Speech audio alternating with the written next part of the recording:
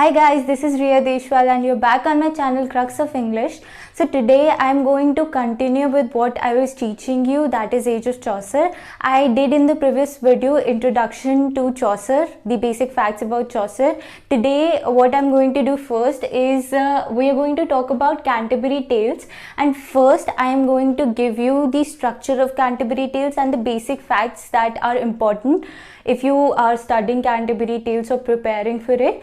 And then I am going to talk about different tales that were told by different pilgrims that are the important ones. Okay, I cannot cover the entire book, but I am taking what are the important points from the book. Also, you should remember that with Canterbury Tales there was also a book called Prologue to Canterbury Tales, where Chaucer actually described all of the pilgrims with it was sort of like an art gallery where he actually portrayed all of the characters, all of the pilgrims inside, and all their characteristics that were present within these characters. So let's begin.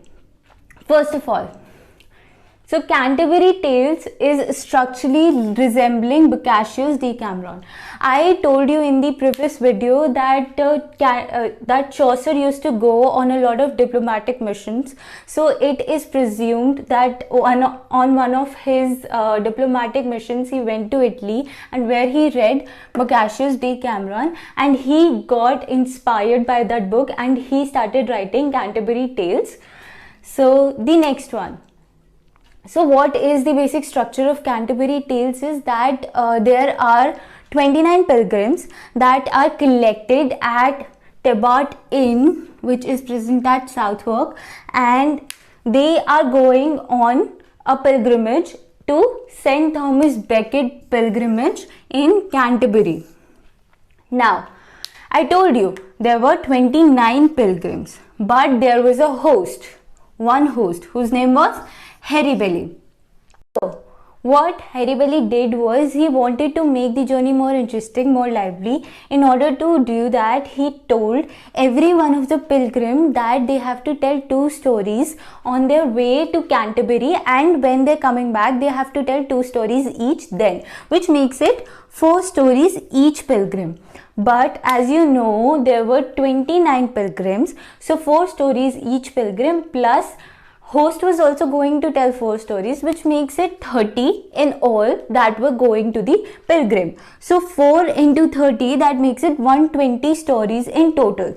So in total there was supposed to be 120 stories in Canterbury Tales, but in Chaucer's life he only completed 24 of them. You know, even after completing only 24 out of 120, it was still known to be a legendary work. Now, the next thing. I told you that he wrote a prologue to Canterbury Tales where he described all the characters. But out of 29 characters, only 27 of them are included in the prologue. And the 2 characters that are not included are the second nun and nun priest. So that is the let me tell you one more thing. So what Harry Bailey did was, when he announced this that you have to tell 4 stories each, he also announced a prize for the person who would tell the best story, and the person would get a free supper at Tebart Inn on their way back. When they are all back, if the person has told the best story, and the best story would be chosen out of consensus, and the person who has told the best story would get a free supper at Tebart Inn. So I want to tell you 2 more things. There were 24 stories in total, out of which 22 are in poetry style and only 2 are in prose form.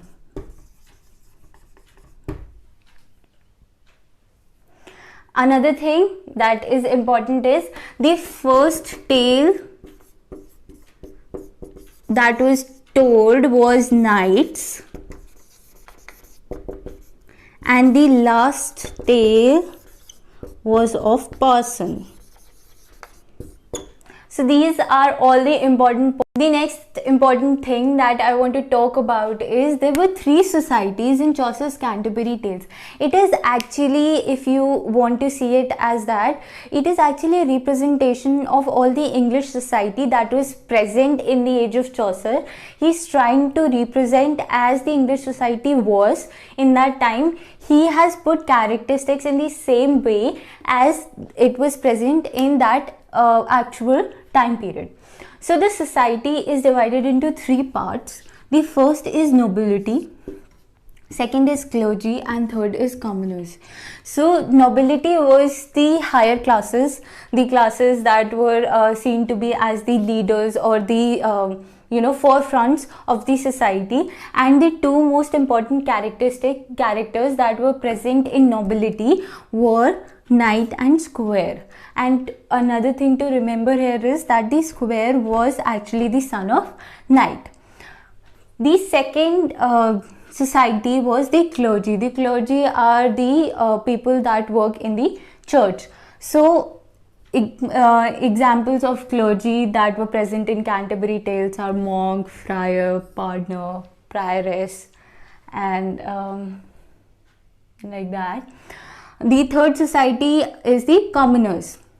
These were you can say middle class or lower classes, and people present were peasant, wife of bard, doctor. Guys, let's talk about Knight's Tale. So first thing you should remember is that Knight was the first one who actually told a story, and it is because he drew the shortest straw.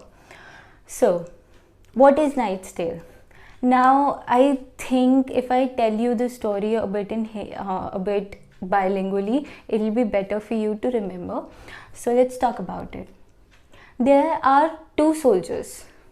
एक battle हो रही होती है against king of थीसिस, and उस battle में 2 soldiers है, पैलामेन एंड आसाई. Now both of them are wounded in the war, and Theseus finds them wounded, but instead of punishing them, उनको पनिश करने की जगह he decides कि मैं इन दोनों को ले जाके अपने किंगडम में ले जाऊंगा और इनको ट्रीट करूंगा medically. So he takes both of them to his kingdom and he treats them, but both of them are actually bound to a tower after that for life imprisonment. अब जब वो life के लिए उस tower में बंद हैं, ये दोनों एक साथ ही हैं, they behave like brothers with each other. उसके बाद क्या होता है कि एक दिन सुबह की बात होती है, पैलामेन सो रहा होता है और आसाइड भी सो रहा होता है. सो पैलामेन की आँख खुलती है तो वो विंडो से देखता है, वहाँ पे उसको एमिली दिखाई देती है. Emily is Theseus sister in law. So उसको वहाँ पे एमिली दिखाई देती है and she is plucking flowers. तो पैलामेन को एमिली को देखते प्यार हो जाता है and he starts to mourn in love. So because of that, Arcite wakes up and Arcite starts to investigate what is happening, because of which Palamon is mourning. So Arcite also lays his eyes on Emily. Arcite भी Emily को देखता है और उससे भी Emily से प्यार हो जाता है. So it kind of draws a wall between both of these brothers and they start to fight for Emily. So एक दिन क्या होता है कि ये दोनों एमिली के लिए लड़ने लगते हैं, that whosoever will win Emily's hand. So जब ये दोनों लड़ रहे होते हैं, वहाँ थीसिस की आर्मी आ जाती है and they stop both of them from fighting. उस टाइम जो थीसिस होता है वो डिसाइड करते हैं कि मैं इन दोनों को मार दूंगा, लेकिन इन दैट प्रोसेस थीसिस की जो क्वीन है और एमिली है, they start to intervene and they say that let them fight for Emily's hand. So they both decide to fight. So in that process, Palamon starts to pray to Venus. Okay, so he prays to Venus saying कि Emily, whosoever Emily wants, should Emily get. Whosoever actually loves Emily more, Emily should marry him. So they are fighting, both of them. In the fight, Arcite wins, and when Arcite is winning, there is a divine intervention by Saturn. Saturn always stand by Venus's side. So there's a divine intervention by Saturn, and in that process, Arcite's horse is wounded, and because of which he fell and he is fatally wounded. So Arcite को जब इतनी चोट लग जाती है, he is in bed with Emily and he dies in her bed. जब उसकी death हो जाती है आरसाइड की, तो जब आरसाइड अपनी डेथ बेड पे होता है तो वो एमिली से कहता है कि what you should do is marry Palamon because I know that Palamon actually loves you. So फिर लास्ट में एमिली और पैलोमिन की शादी हो जाती है. So this is the basic of the knight's tale. Now, an important thing to remember is that the inspiration of Knight's Tale that Chaucer gets was from Boccaccio's Tessida. Okay, that was about Knight's Tale. So next we're going to talk about is Reeve's Tale. Now, the name of this tale was Trickster's Tale, and let me tell you the story first. Okay. So there was a miller named Malin, and he had a wife and a daughter and a son. His daughter was 20 years old and his son was 6 months old. So there are two students which came from Oxford, John and Alan, and they come with the thought that they would actually expose Malin. Now what would they expose him for? सो क्या मैलिन क्या करता है? मैलिन एक Miller है. मैलिन क्या करता है, वो जब आटा पीसता है किसी के लिए, so he steals grains. Now what he thinks is कि मिलर थिंक्स दैट ये दो स्टूडेंट्स हैं और ये अपने आप को बहुत ओवर स्मार्ट समझते हैं, तो मैं क्या करूँगा, अब मैं इन दोनों को ट्रिक करूँगा. सो what he did was he actually let lose their horse, and जब तक वो हॉर्स को ढूंढते हैं तब तक रात हो जाती है. तो एक्चुअली मिलर जितना ग्रेन स्टील करता है यूजुअली वो उससे ज़्यादा स्टील करता है, और व्हाट ही थिंक्स इज कि अच्छा मैंने ज़्यादा ग्रेन स्टील कर लिया है. सो ही gives that grain to his wife to bake bread, and she bakes bread out of the grain that he has stolen from these two students. But क्योंकि रात हो चुकी होती है तो ये दोनों students ऑफर करते हैं मैलिन को कि हम आपको पैसे दे देंगे, but we let us stay the night. So both these students decide to stay the night, and they decide to actually trick Malin in and expose him for who he is. So what they did was, because Malin had a son who is 6 months old, so वो अपनी carriage में लेटा हुआ होता है. So he is actually lying close to Malin's legs. So रात को John wakes up and he takes that baby carriage and he takes it close to his legs so that his Malin's wife would think कि John actually Malin है. सो इस वजह से जो मैलिन की wife होती है वो ट्रिक हो जाती है, and she actually eventually sleeps with John rather than Malyne. And Alan who actually tricks his daughter, who is a virgin, he actually tricks his daughter to sleep with him, because of which she loses her virginity. So both John and Alan actually tricks their Malin's wife and daughter. So in the morning, when actually Malin discovers that, he actually gets really annoyed, and after that John and Alan actually steals Malin's horse as well as the bread that he baked out of the grain that he stole from both of these students. So that is the story of Reeve's Tale. Now you don't really need to get in all the details of these stories, but you should actually have a brief idea of what these stories are, and I'm not telling you all these stories, just the important ones. So you should have a brief idea of these stories. You don't need to remember everything, but these are the points that actually you should remember, and a bit of the story that is happening there. Okay, let's move on to the next one. We're going to do Wife of Bath. Let's talk about Wife of Bath. Certain things that you should remember is that her name was Alison. She had 5 husbands and she was deaf in one ear. Now about her characteristic features, she was a bit vulgar and outspoken, and she actually stood for her rights, and she stood for the rights of women, and she believed that having a lot of husbands doesn't define a woman's character. It's just her choice, and that's what she does. Now, let's talk about the tale that wife of Bath told. Okay, so there's a young knight who actually rapes a woman, and in King Arthur's kingdom, King Arthur actually gives him a death sentence. But what happens after that is the queen of the kingdom intervenes in between and tells the knight, in order to atone for his sin, what he has to do is he has to go around the world and find out the answer to the question. The question was what women want. So उसके बाद क्या होता है कि night बहुत जगह जाता है, नाइट जगह जगह पे जाता है around the world, and he tries to find the answer to this question what women want. He asked a lot of women and everyone had different answers, and no two women actually gave him the same answer. Some actually answered that women want money, some said love, some said a lot of different things. But after that, when he was actually on the way back to the kingdom, he saw 24 different young maidens dancing in a garden.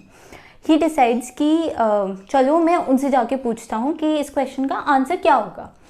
जब वो वहाँ पे जाता है, so what he finds out is that all these women, 24 maidens, have turned into one old woman. It was kind of magic. So what he does was he asks that old woman कि you tell me what is the answer to this question, what women want. So जो वो women होती है वो बोलती है कि हाँ ठीक है, मैं आपको बताऊंगी कि व्हाट वुमेन वांट, बट मुझे बदले में एक फेवर चाहिए और जो भी मैं मांगूंगी वो आपको मुझे देना पड़ेगा.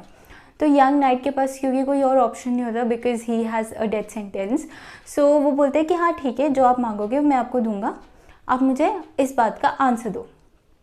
तो वो बोलती है कि ही दैट वुमेन वांट कि जो भी उनके हस्बैंड्स हों, they actually always follow what that woman is saying or what that woman wants.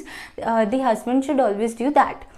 So उसके बाद क्या होता है कि वो बोलता है कि अच्छा ठीक है, मुझे आंसर मिल गया है.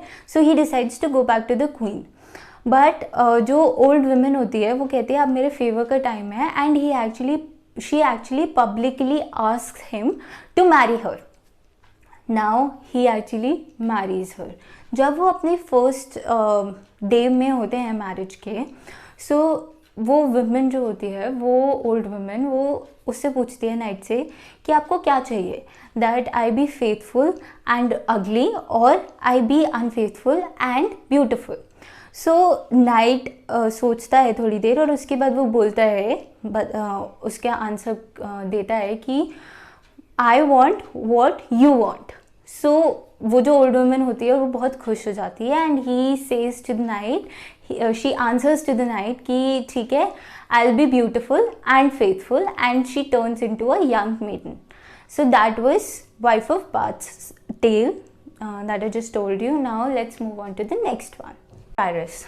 So Prioress is actually a clerical character in Chaucer's Canterbury Tales, and as you know, Prioress is someone who is supposed to be like a nun, and they're supposed to not be worldly involved into things around them.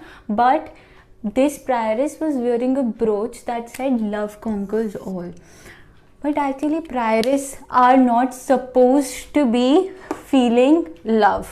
They are not supposed to be involved in this worldly feeling called love. But this was the contradiction that was presented by Chaucer in Prioress' character. Her name was Eglinton. You should remember that. And now let's talk about the tale that Prioress told. So Prioress told a tale of a young boy who was actually in a Jewish city, but what he did was he learned a Christian prayer that was called Alma Redemptoris Mater. So it was a Virgin Mary prayer. So he used to do this prayer every morning before he went to school, but because he was living in a Jewish society, जो वहाँ के Jewish people थे, they got really mad at that boy. They got really angry at that boy for saying Christian prayer, जिसकी वजह से उन लोगों ने, जो Jewish people थे, उन्होंने क्या किया, उन्होंने इस boy उसका गला काट दिया. They actually cut his throat and उसके बाद he threw this boy into the sewage. जब इसकी मदर को, इस बॉय की मदर को ये पता चला तो she came running to the boy और उसने उसको जब पकड़ा, so that boy was still singing that prayer.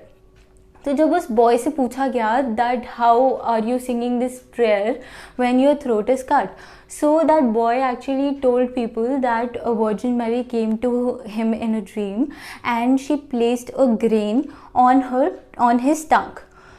So because of that he was still able to sing that prayer.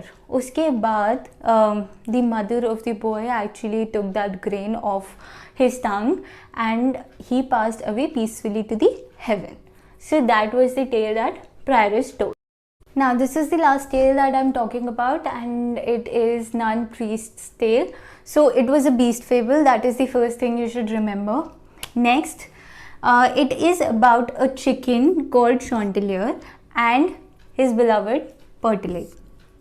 So what happens is this chicken Chanticleer actually has a dream that he was caught by a fox, or you can say that he saw that he was caught by a beast who was shaped like a fox. So he got really scared और next day वो पर्टिलेट के पास जाता है और उसको बताता है that I am really scared क्योंकि मैंने ऐसे देखा था कि there is this fox and he ate me. So Pertelote बोलती है कि it was just a dream and you should not be afraid of it. उसके बाद जब वहाँ से शॉन्टिलियर जाने लगता है तो उसको सामने एक फॉक्स बैठा हुआ दिखाई देता है. So that fox comes to Chanticleer and asks him to sing for the fox. So Chanticleer starts singing and in order to sing he closes his eyes.